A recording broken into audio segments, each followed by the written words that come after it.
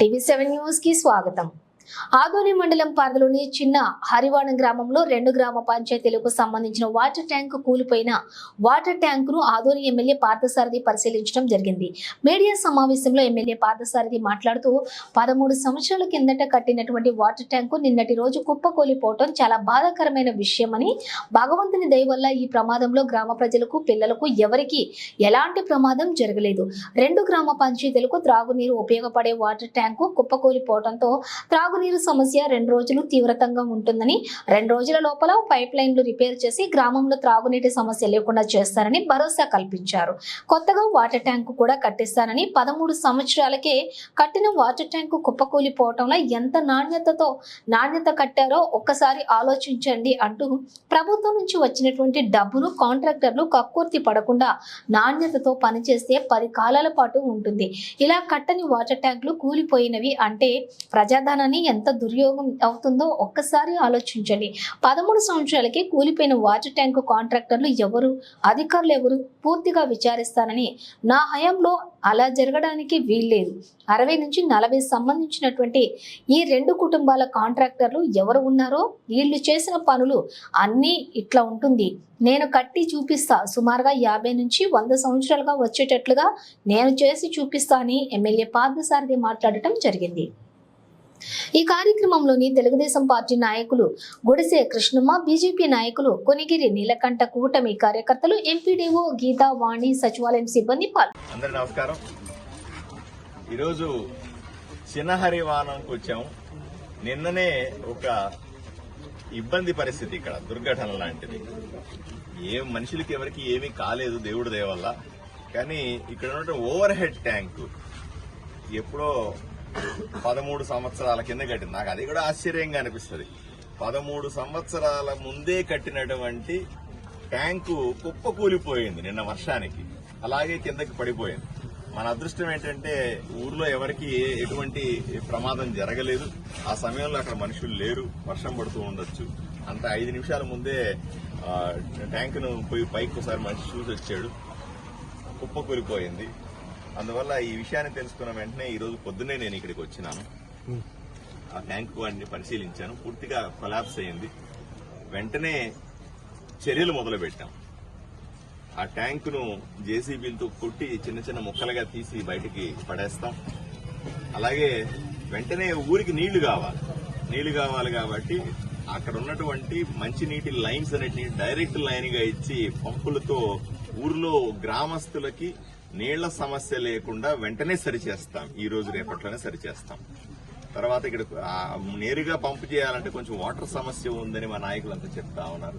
దాన్ని కూడా వెంటనే కరెంటు ఏర్పాట్లు ఉండేలాగా చేసి గ్రామస్తులకు ఇబ్బంది లేకుండా చేస్తాం. రెండవది, కొత్త ట్యాంకు కట్టాల్సి. ఇప్పుడు 2 విచిత్రమైన విషయాలు ఆలోచన చేయండి. ఎక్కడన్నా మనం ఇల్లు కడతామనుకోండి, ఒక ట్యాంక్ కడతామనుకోండి, స్కూల్ కడతామనుకోండి, 13 ఏళ్లు కుప్పకూలిపోద్దండి. ఎంత నాణ్యత లేకుండా కట్టి ఉంటారు ఆ సందర్భంలో. నేను అందుకనే ప్రతి ఒక్క క్షణం చెప్తాను, ప్రభుత్వం నుంచి వచ్చే డబ్బులు కాంట్రాక్టర్లు బాధ్యతగా తీసుకుని దాంట్లో కక్కుర్తి పడకుండా నాణ్యతలో లోపాలు లేకుండా చేస్తే 10 కాలాల పాటు ఉంటాయి. ఇలా కట్టిన ట్యాంకులన్నీ కూడా ప్రభుత్వం నుంచి వచ్చిన డబ్బులతో చేసిన కాంట్రాక్టులన్నీ కూడా 10-13 ఏళ్లకే కుప్పగూలిపోతే ఇక ప్రజాధనం ఎంత దుర్వినియోగం అవుతుందో ఆలోచన చేయాలి. దీన్ని కూడా నేను తీస్తాను. ఎందుకు ఈ 13 ఏళ్లు ఇట్లా కుప్పకూలేదు, దీని కారణాలు ఎవరు, దీన్ని కట్టిన కాంట్రాక్టర్, దీన్ని కూడా నేను బయటికి లాగుతాను. అది కూడా తప్పు. అసలు అది నా హయాంలో అట్లా జరగడానికి వీల్లేదు. మీరు 2-3 రోజులుగా చూసి ఉంటారు. రకరకాల కాంట్రాక్టుల మీద ఊర్లో నేను ప్రశ్నిస్తా ఉన్నాను. రకరకాల కాంట్రాక్టుల పేరుతో జరుగుతున్నటువంటి మోసాలు నేను ప్రశ్నిస్తా ఉన్నాను. చేసిన పనినే మళ్లీ చేసినట్టుగా చూపెట్టి చాలా మంది కాంట్రాక్టర్లు, ఈ 60-40 ఉన్నటువంటి 2 కుటుంబాలకు సంబంధించిన కాంట్రాక్టర్లు వీళ్ళు ఇదే చేస్తారు. రోడ్డు వేసి ఉంటారు, మళ్ళీ దాని మీద రోడ్డు వేసామని చూపించి బిల్లు తీసుకుంటారు. పని చేసినే ఉంటది, మళ్ళీ పని చేశామని చెప్పి బిల్లు తీసుకుంటారు. నేను దీని మీద నా గొడవంతా ఇదే. ఈ ఊర్లో ఈ 60-40కి సంబంధించి 2 కుటుంబాల కాంట్రాక్టర్లు ఎవరైతే ఉన్నారో వీళ్ళు చేసే పనులన్నీ ఇట్లాగే ఉంటామని, ఈ దుర్మార్గాలు. అందువల్ల నా పోరాటం అంతా. లేకపోతే 13 ఏళ్లలో పడిపోయే ట్యాంక్ అండి, ఆలోచన చేయండి సార్. ఎక్కడైనా ట్యాంక్ కడదాం. నేను మళ్ళీ ఈసారి ట్యాంక్ కట్టిస్తాం చూడండి. కనీసం 50-100 ఏళ్ళు ఉండాలి ఒక ట్యాంక్. ఏదైనా ఓ ఇల్లు కడితే కనీసం 100 ఏళ్ళు ఉంటుందా ఉండదా చెప్పండి. ఓ ట్యాంక్ కడితే, ఇంకా గట్టిగా కడితే, ఊరికి ఉపయోగపడే ట్యాంక్ కడితే బ్రహ్మాండంగా 100 ఏళ్ళు నడవాలి. అది ఉండంగానే ఇంకోటి కట్టుకునే పరిస్థితి ఉండాలా. అలా ఒకటి మాత్రం ఈ గ్రామస్తులకు అందరికీ నేను గట్టిగా చెప్తాను, శాశ్వతంగా మంచి ట్యాంక్ ని ఏర్పాటు చేసి బ్రహ్మాండంగా ఈ సమస్య 13 ఏళ్లు కాదు, ఇంకొక 50 ఏళ్లకు కూడా ట్యాంకు సమస్య లేని విధంగా మంచి ట్యాంక్ నిర్మిస్తాం. ఇక్కడ వాళ్ళకి సమస్య లేకుండా చేస్తాము.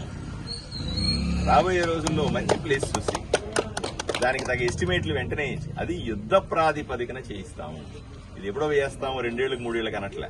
యుద్ధ ప్రాతిపదికన నేనే వెంటనే ఇంజనీర్లతో మాట్లాడి, వెంటనే ఈతో మాట్లాడి, ఎంపీడీఓ గారు ఉన్నారు, వీళ్ళందరినీ ముందు పెట్టి వెంటనే పనులు మొదలుపెట్టి, వీలైనంత తొందరగా పనులు మొదలుపెట్టి ఆ ట్యాంక్ ను కట్టించి వీళ్లకు అబ్బా చాలా బాగా చేశారండి ఇక్కడ మా ఊరికి అనే విధంగా. ఎందుకంటే నేను 2-3 రోజుల కింద, నేను ఇక్కడికి వచ్చి కరెక్ట్ గా 2 రోజులు కూడా కాలే, 2 రోజుల ముందే ఈ ఊర్లో పర్యటన చేశాను. ఆ రోజు కూడా నేను నాకు రాగానే ఊరికి వస్తాను ట్యాంక్ చూపించారు. ట్యాంక్ చూపించి ఊర్లో కూడా చాలా మందితో అన్నా, ఆ ట్యాంక్ ఎప్పుడు పడిపోద్దాయేమో అయ్యా, భయంకరంగా ఉంది అని ఊర్లో చాలా మంది నాయకులతో అన్నా నేను ఆ రోజు. అదృష్టం కదా, ఎవరికి ప్రాణాలకి ఏం కాలేదు. అంటే ఏదైనా సరే సంతోషమైన రోజు, జనాలకి ఏం కాలేదు. బట్ వెంటనే స్పందిస్తున్నారు అధికారులందరూ ఇక్కడ ఉన్నారు. ఆర్డబ్ల్యూఎస్ అధికారులు ఉన్నారు, ఎంపీడీఓ గారు ఉన్నారు, ఇంజనీర్ గారు ఉన్నారు, మిగతా తెలుగుదేశం పార్టీ, జనసేన సంబంధించిన నాయకులంతా ఉన్నారు మాతో పాటుగా. వీళ్ళందరూ బాధ్యతలు తీసుకుంటాం. 100% ప్రజలకు ఇబ్బంది లేకుండా చేస్తాం.